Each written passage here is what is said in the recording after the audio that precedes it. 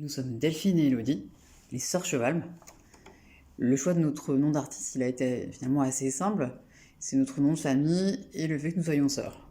Dans notre pratique, on est d'abord parti de la forme dessinée, avec une première série qui s'est étalée sur 3 ans. On faisait des dessins à 4 mains, au feutre à l'eau, très grand format, et qui interrogeait la question des identités, sous l'angle du métissage.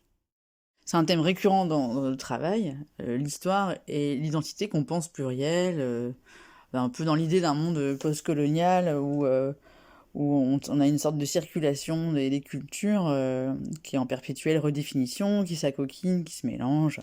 Pour faire ce travail, on est souvent amené à faire des résidences ou à aller sur des terrains à l'étranger, ou pas forcément d'ailleurs qu'à l'étranger, mais c'est vraiment un travail qui nous demande d'être en mouvement, d'être en circulation et d'aller un peu au contact justement de choses dont on parle. Ce mouvement, cette circulation, on l'a initié il y a presque 10 ans.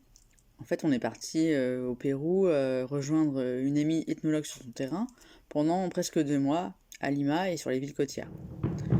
Nous avons travaillé sur les questions des afrodescendances et des résurgences africaines en Amérique latine.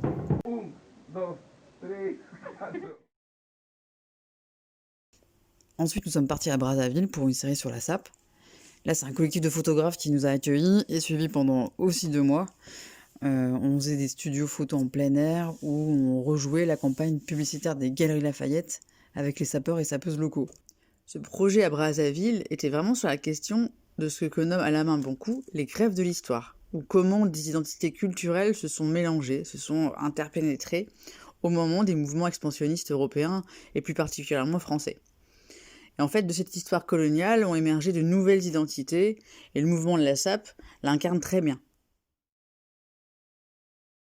Et plus récemment, c'est à Yaoundé au Cameroun que nous avons mené le volet photographie de notre nouveau projet. Ce séjour au Cameroun a été l'objet d'une résidence de production pendant laquelle on a collaboré avec un collectif de Yaoundé. Nous avons réalisé une série photographique fictionnelle qui raconte la rencontre entre l'Europe et l'Afrique.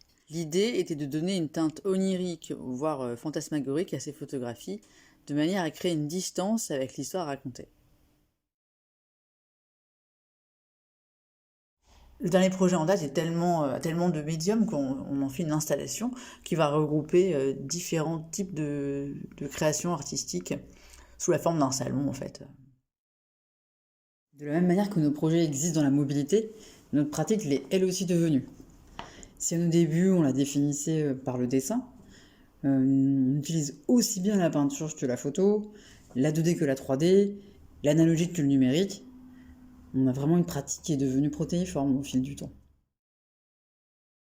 Ce qui nous a toujours paru important et assez rapidement, c'est le rapport à la transmission et à l'échange dans notre travail.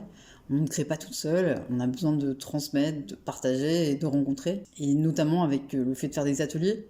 On l'a fait avec des publics assez différents, aussi bien des enfants que des adultes, aussi avec des publics un peu plus spécifiques comme des autistes. Et forcément, c'est un public qu'on ne va pas rencontrer dans les galeries ou les musées. C'est pourquoi le projet qu'on va faire ensemble pendant ces 2 années, Blues de l'industrie, sera tout autant une rencontre avec un territoire qu'avec ses habitants.